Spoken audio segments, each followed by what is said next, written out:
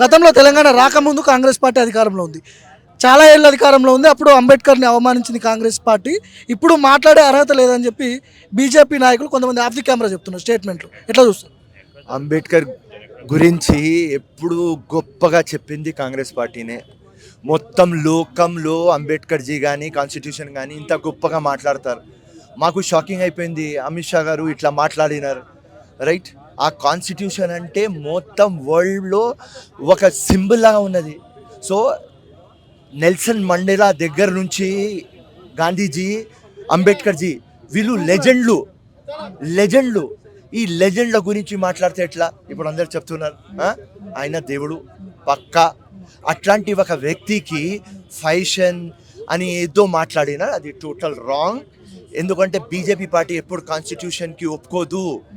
Right, వాళ్ళ మైండ్లో that we are sovereign, social, secular, republic, democratic ఏం లేదు. వాళ్ళ మైండ్లో ఉట్టి డివైడ్ అండ్ రూల్ ఉంటుంది. మన కాన్స్టిట్యూషన్ యునైట్ అండ్ లీడ్. అట్లాంటి ఒక గొప్ప బుక్ రాసిన ఒక greatest man of our country Ambedkar ji. So ఈయనకు సారీ చెప్పేదాకా మేము ఆగం, రోడ్ల మీద ఉంటాం. వారు సారీ చెప్పాలి, ప్రివిలేజ్ మోషన్ పెట్టాలి, తప్పు అయింది ఒప్పుకోవాలి. ఇప్పుడు దీన్ని కాంగ్రెస్ పార్టీ రాజకీయం చేస్తుందని చెప్పి బీజేపీ నేతల వర్షన్, మీరు ఏం చెప్తారు? రాజకీయం ఏమున్నది? ఇంత గొప్ప మనిషికి మీరు ఇంత చిల్లరగా మాట్లాడితే దీనిలో రాజకీయం ఏమున్నది? ఇది మా అర్హత చూపిస్తున్నాం. ఢిల్లీ వేదికగా ఏమన్నా నిరసనలు వచ్చే అవకాశం ఉందా మీ పార్టీ నాయకులు? 100% ఇది స్టార్టింగ్. మేము ఆగం, ఎండింగ్ కావాలి, వాళ్ళు సారీ చెప్పాలి, లేకపోతే మా ఆందోళన రోజుకి పెరుగుతుంది. రాజ్యాంగానికి బీజేపీ వ్యతిరేకంగా ఉందని అనుకుంటారా మీరేమన్నా? 100% వాళ్ళు కాన్స్టిట్యూషన్ ఎక్కడ ఫాలో చేస్తారు?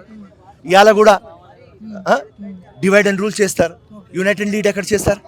సో వాళ్ళకు అంబేద్కర్ కాన్స్టిట్యూషన్ అంటే అర్థం కాదు.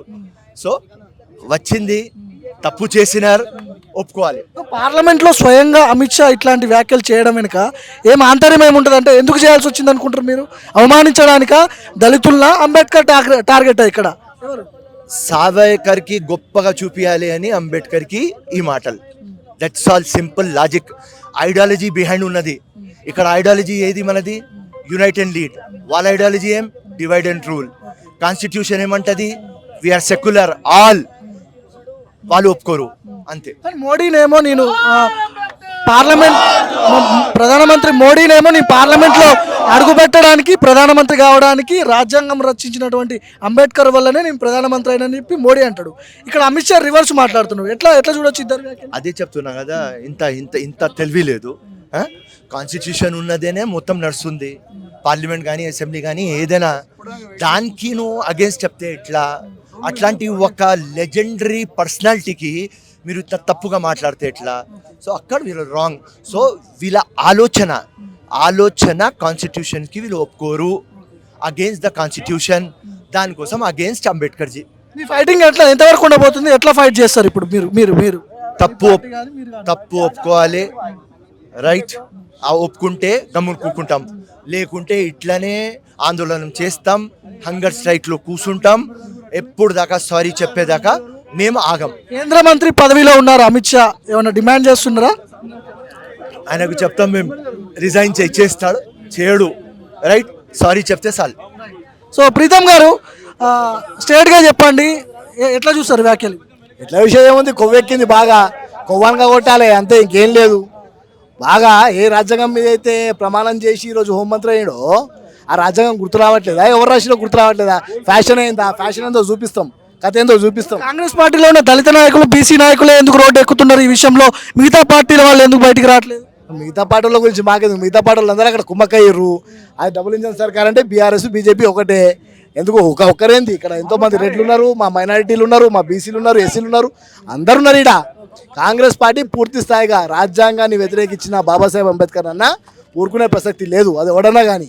స్వయాన కేంద్ర మంత్రి ఇట్లాంటి వ్యాఖ్యలు చేసిండు కదా, దేనికి సంకేతాలు ఏమనుకుంటారు? సంకేతాలు ఏంటంటే భారత రాజ్యాంగం మీద వాళ్ళకి నమ్మకం లేదు, మనస్ఫూర్తిని తెద్దామని అనుకుంటున్నారు.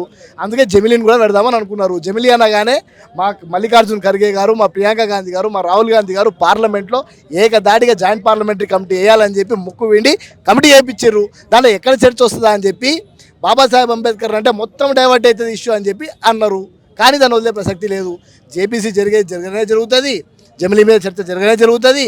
బాబాసాహెబ్ అంబేద్కర్ విషయంలో మాట్లాడినందుకు ముక్కు నేలకు రాపిస్తాం, క్షమాపణ చెప్పిస్తాం.